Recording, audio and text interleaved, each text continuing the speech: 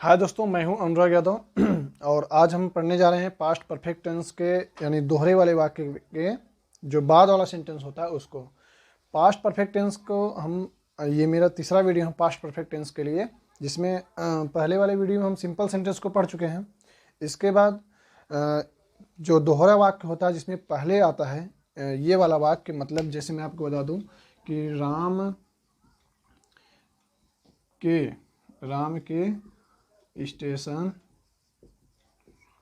पहुंचने से पहले, यानी इस प्रकार के वाक्य को जिसमें पहले शब्द ये शब्द आया रहता है कि मेरे घर जाने से पहले वह खाना खा चुकी थी, मेरे स्कूल पहुंचने से पहले घंटी बज चुकी थी। तो इस प्रकार के वाक्य हम पिछली वीडियो में पढ़ चुके हैं।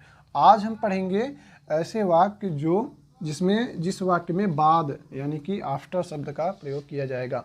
ठीक है, जैसे कि मेरे एग्जाम्पल लिख दूँ मैं, एग्जाम्पल मेरे घर जाने के बाद वह खाना खाई। मेरे घर जाने के बाद वह खाना खाई।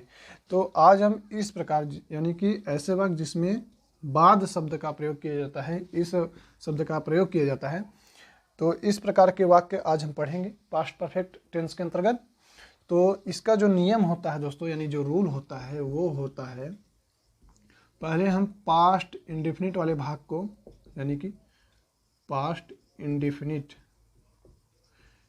इस वाले भाग को पहले ट्रांसलेट करेंगे, इसके बाद आफ्टर का प्रयोग, फिर पास्ट परफेक्ट टेंस का प्रयोग करेंगे। ठीक है, इस टेंस का ट्रांसलेट करेंगे।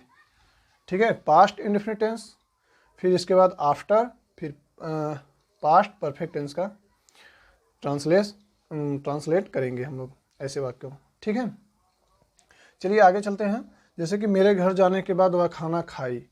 अब हमको सबसे जो प्रॉब्लम फेस करना पड़ता है दोस्तों कि इन वाक्यों में कि कौन सा वाक्य पास्ट परफेक्ट टेंस है, कौन सा वाक्य पास्ट इंडेफिनिट टेंस के अंतर्गत आता है। जैसे कि मैंने बताया था आपको कि या है, या, ये जो वर्ड है वह पास्ट इंडेफिनिट टेंस के अंतर्गत यानी कि पास्ट इंडेफिनिट वाले वाक्य के अंत में आता है। ठीक है, जैसे कि मैं खाना खाता था या मैंने खाना खाया। ठीक है, ये दोनों वाक्य पास्ट इंडेफिनिट टेंस के अंतर्गत आते हैं। तो ये दोस्तों ये वाला जो भाग है ये है पास्ट इंडेफिनिट। ठीक है, पास्ट इंडेफिनिट ये वाला भाग पास्ट इंडेफिनिट टेंस के अंतर्गत आता है, और ये वाला भाग पास्ट परफेक्ट टेंस के अंतर्गत ये वाला भाग आता है। फिर तो हम पास्ट इंडेफिनिट वाले भाग को पहले करेंगे, पास्ट इंडेफिनिट वाले भाग को पहले, फिर आफ्टर, फिर पास्ट परफेक्ट टेंस वाले भाग को। ठीक है, तो आइए इस वाक्य का ट्रांसलेट करते हैं। देखिए क्या होता है, वह पहले हम इस भाग को ट्रांसलेट करेंगे, यानी ये पास्ट इंडेफिनिट टेंस में है। देखिए दोस्तों, पास्ट इंडेफिनिट टेंस को पहले लिखेंगे तो ये वाला भाग हमारा पास्ट इंडेफिनिट टेंस है, तो इसी को पहले ट्रांसलेट करेंगे। ही वह खाना खाई, मतलब she ate food after I went to home. ठीक है, she ate food after I went to home. तो ये वाक्यों को यानी कि इस प्रकार के वाक्यों को दोस्तों हम इस तरह से आसानी से ट्रांसलेट करेंगे, यानी कि इस वाले भाग में जो पास्ट इंडेफिनिट टेंस के अंतर्गत आता है, तो इस वाले भाग में हम पास्ट इंडेफिनिट टेंस के नियम फॉलो करेंगे। इसके बाद फिर आफ्टर, फिर पास्ट परफेक्ट टेंस वाले भाग को लगाते हैं। ठीक है, और एक दो वाक्य ले लेते हैं, जैसे कि ये पहला था, दूसरा ले लें। मेरे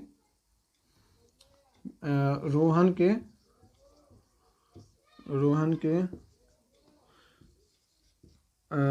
के स्कूल पहुंचने के बाद, पहुंचने के बाद,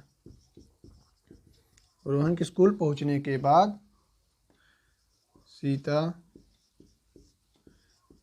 स्कूल गई। ठीक है, रोहन के स्कूल पहुंचने के बाद सीता स्कूल गई। ठीक है, तो अब इस वाले वाक्य को हम फिर देखिए ट्रांसलेट करते हैं। कैसे ट्रांसलेट करेंगे? सबसे पहले हम देखते हैं कि पास्ट इंडेफिनिट टेंस या पास्ट परफेक्ट टेंस कौन सा है। ठीक है, जो भी टेंस हमें पहचान में आ जाएगा तो हम यहाँ से समझ जाएंगे। जैसे कि मान लीजिए पास्ट परफेक्ट टेंस हमको पहचान में आ गया तो उसका प्रयोग हम बाद में करेंगे, यानी जो दूसरा वाक्य होगा वो पास्ट इंडेफिनिट टेंस में होगा, फिर आफ्टर का प्रयोग, फिर पास्ट परफेक्ट टेंस का प्रयोग। ठीक है, रोहन के स्कूल पहुंचने के बाद सीता स्कूल गई। अब देखिए सीता स्कूल गई, ये यानी इस वाक्य के अंत में या ये शब्द आया है तो इसका मतलब ये पास्ट इंडेफिनिट टेंस में आता है। ठीक है, तो सीता स्कूल गई, सीता स्कूल गई तो सबसे पहले past indefinite tense Sita went to school, Sita went to school after, Sita went to school after Rohan reached to school. Rohan Rohan had, ठीक है दोस्तों, रोहन हैड होना चाहिए। Sita went to school after Rohan had reached, Rohan had reached to school. ठीक है, सॉरी दोस्तों, मैं आपको बता दूं इस वाले वाक्य में भी यहाँ पे जो है कि हैड का प्रयोग किया जाना चाहिए। आई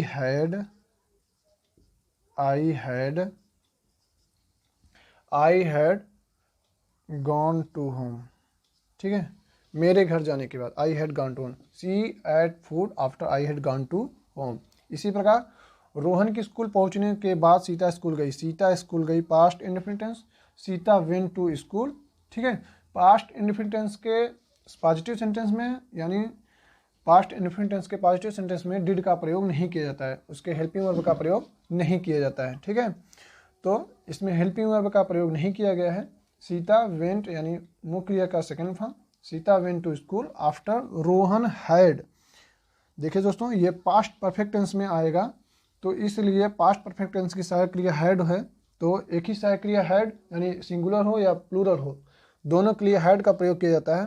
तो Rohan had reached to school. ठीक है, she ate food after I had gone to home. ठीक है, इसी प्रकार और भी हम बहुत सारे वाक्य हैं उनको करते हैं। जैसे कि मैं इसको मिटा दूं दोस्तों,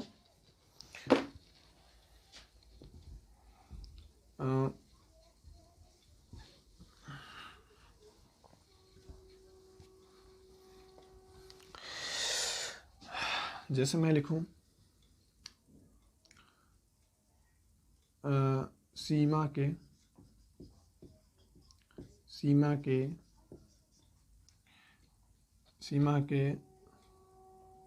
सोने के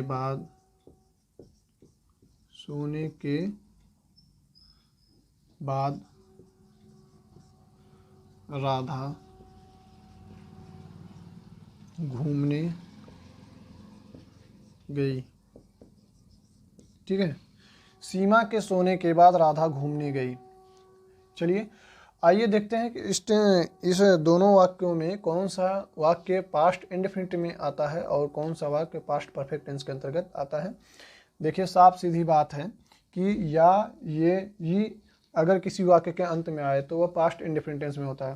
राधा घूमने गई, तो यहाँ से पता चल जाता है कि ये राधा घूमने गई से कि यह पास्ट इंडेफिनिट टेंस के अंतर्गत है। ठीक है, और तो ये पास्ट परफेक्ट टेंस के अंतर्गत आ जाएगा। तो राधा घूमने गई, Radha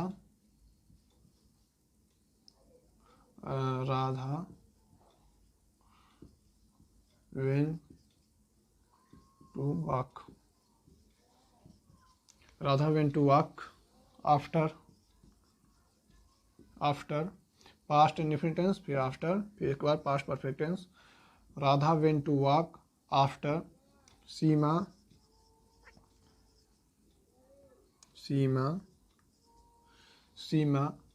had slept. Seema had slept.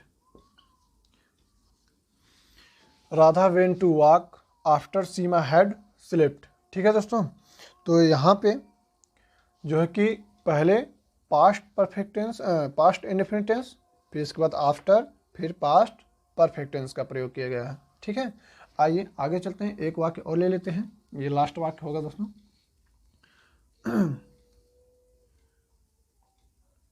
Sohan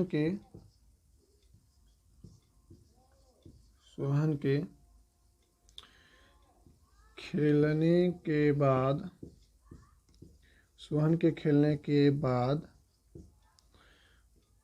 जो है मोहन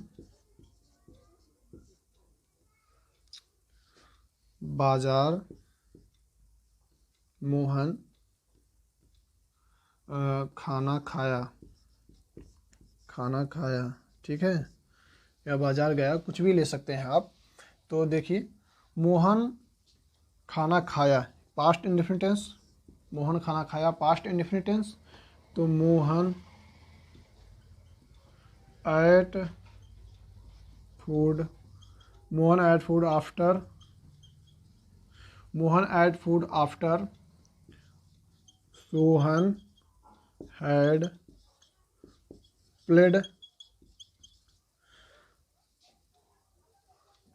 सोहन हैड प्लेड बस, इसमें तो ऑब्जेक्ट है ही नहीं, तो Mohan ate food after Sohan had played.